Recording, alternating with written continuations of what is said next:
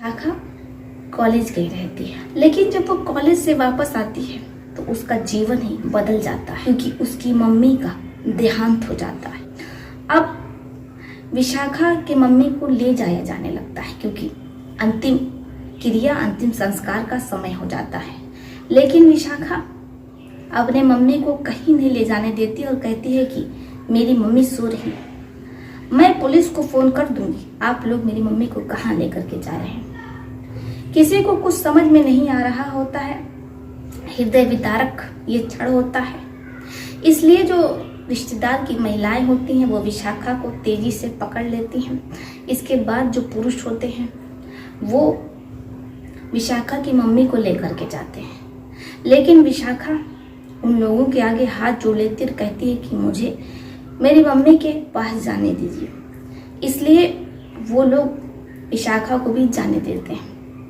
अब विशाखा भी घाट पर पहुंचती है और वहां वो अपने माँ को अग्नि का होते हुए देखती है।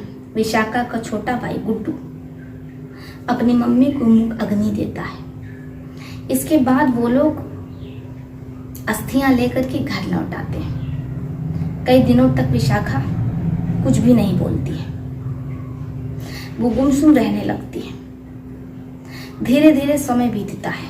किसी तरीके से विशाखा अपने घर को तो संभाल लेती है, लेकिन जो घर में कलह होता है, यानी कि जो विशाखा के पिता रहते हैं मनोहर, वो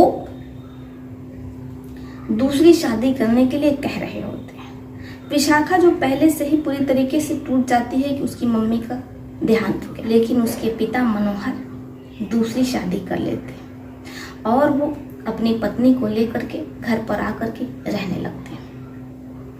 लेकिन विशाखा भी अपने माँ की बेटी रहती है। वो गुस्से से लाल हो जाती है और अपने पिता को, सौतेली माँ को घर से निकाल देती है।